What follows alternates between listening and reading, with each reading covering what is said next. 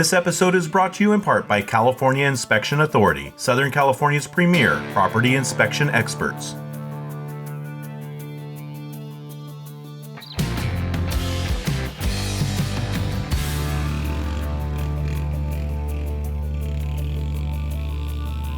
Hey guys, it's David from Trail Adventures TV, and on today's episode, we're going to take part in the 2020 Kessel Run. Now, it's sponsored by Nexen Tire, LGCTS Racing, and Trail Chasers Podcast is also out here. Now, we're going to capture some of the footage for you. There's going to be some drone footage, some high-speed desert runs. I'll tell you what, we're going to even do some camping and campfire, so stay tuned. It's going to be a great episode.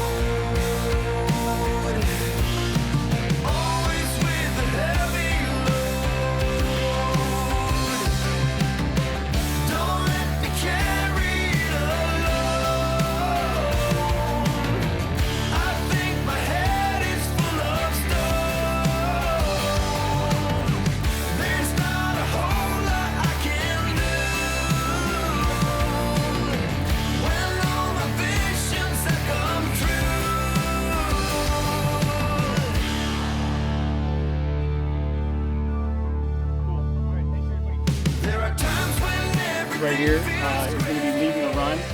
You guys are all screwed. Full blown. It's a full-blown disaster. He has. I've given him my tablet with the map, but fortunately, there's plenty of people here that have the map loaded up as well and can guide him. There's going to be tons. I purposely in the trail I included like a 4-leaf clover. You'll go out to hit Traveler's Monument. Traveler's Monument is literally just a big pile of rocks, and you're supposed to bring a rock with you. I should have told you guys to do that. Bring a rock from home and stack a rock on there, and you'll see people, their kids paint rocks and leave them there as a memory of a trip or something. But you definitely want to air down for this, 4 high, and there's no real obstacles, nothing real hard. If you plan on going really slow, then just position yourself towards the back of the pack. And if you feel like you might push it a little bit, then stay towards the front. That way, if we start to space out, you have the slower people. It's going to be a good time. I was telling Matt on the phone right now, I said I'm kind of bummed that I didn't bring a change of clothes and my camping gear, because now I want to spend the night. But turn your underwear inside out. It's I got some extra chonies, man. Some clean underwear you can use. I have some dirty underwear. it's not like I haven't spent 3 days in the same shorts and t-shirts before. So. No, I have socks for him. Oh, okay. Does anybody have any questions or anything they want to point out? What channel on the comms? Radio channel. 462-550. If anybody sees a gray Raptor with yellow stripes on it, that's my sister, so flag her down. Okay. She'll be the one that wants to go fast. Yeah, I was going to say, I don't think anybody here can keep up with your sister in that truck, so. Yeah. Up and falling in line. We'll get out of here. I'm going to give you a hard time at dinner.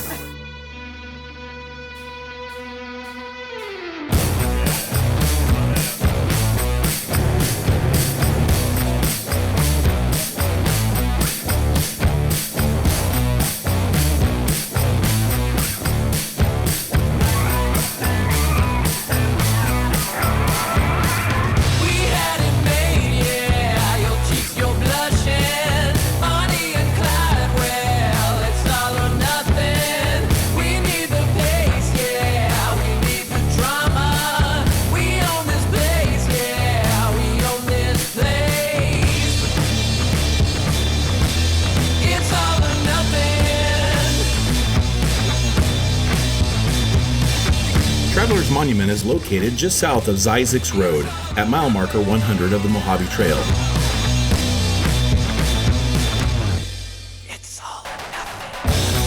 For decades, travelers would leave a rock at this location as a memento of their travels. The monument ranges in size depending on when California Parks and Recreations decides to remove some of the rocks for safety.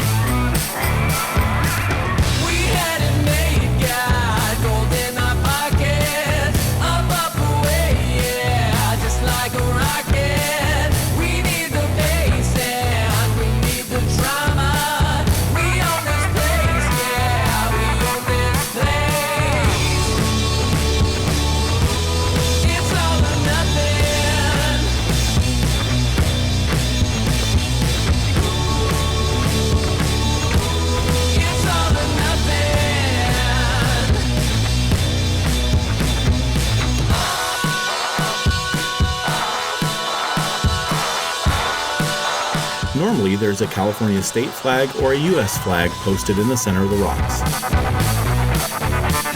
During our visit, there was no flag present.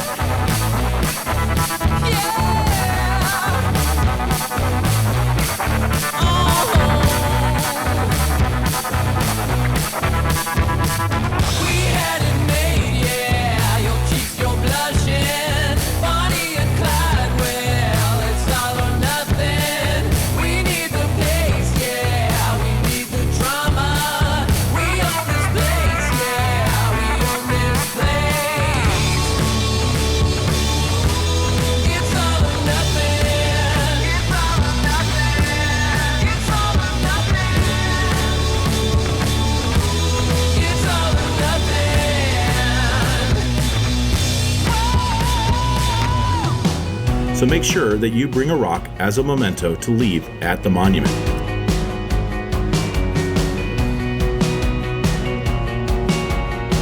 There is a plaque at the center of the rock pile. I'm not going to tell you what it says. You're going to have to see it for yourself. Definitely make this one stop of your next Mojave Desert adventure.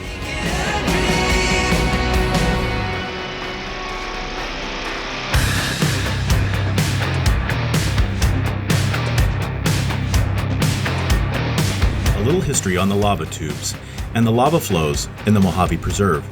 Millions of years ago, fountains of liquid magma erupted through vents in the Earth's crust beneath present-day Mojave National Preserve. Much like the opening of a shaken soda can, hot pressurized magma shot skyward.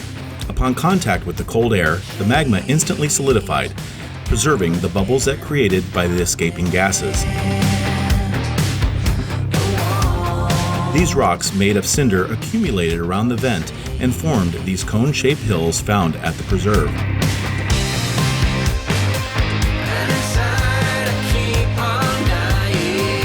When the eruption ended, the flowing lava in the tunnel would either cool in place or empty out the end of the tunnel, leaving a hollow tube. This lava tube is accessible via a 5-mile drive from Cal Baker Road.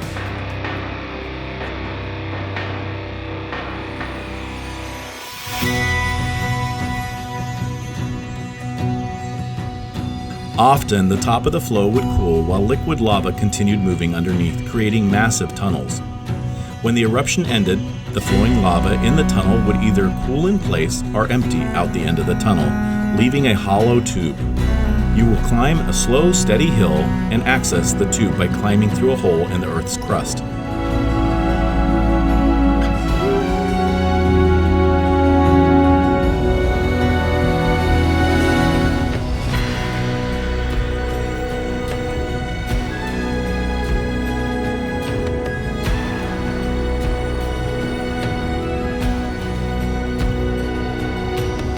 When visiting, you will have a rare opportunity to view this river of rock from the lava flow's perspective, a true sight to see.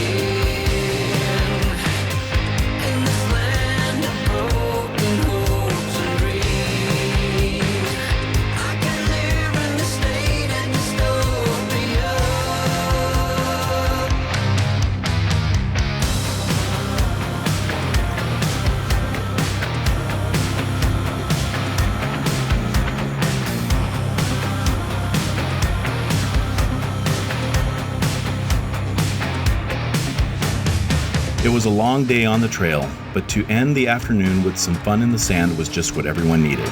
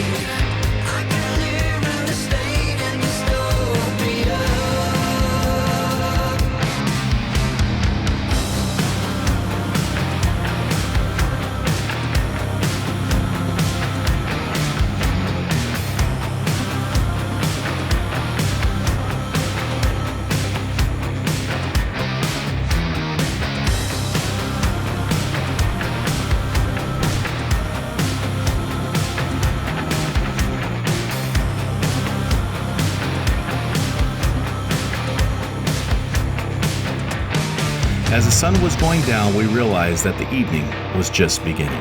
On our way back to camp, we noticed that we were short one vehicle, a Jeep. We were alerted by the distress call that came over the radio that someone was stuck. As we rapidly turned around, we found that Crystal's Jeep was buried to the axles, to no fault of her own. When you lift your vehicle, sometimes you have to work out all the bugs, even those that were left by the installer.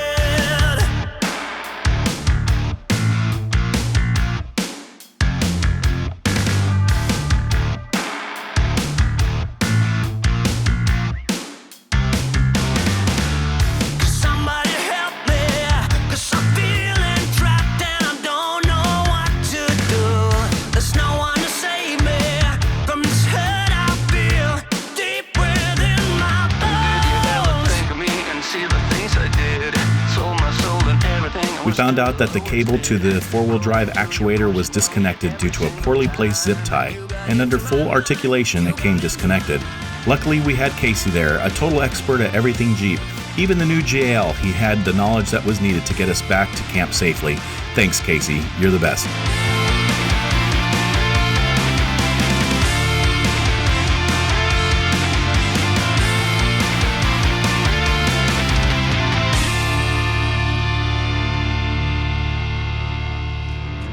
If you've enjoyed today's episode, please leave a like and smash the subscribe button. Be sure to ring the bell icon so you won't miss future episodes. If you have a product or service that you feel could benefit from being featured, please contact us through Instagram at trailadventures_. And thanks again for watching. We'll see you on the next Trail Adventure.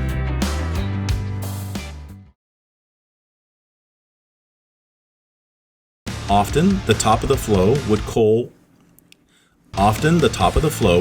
while liquid lava would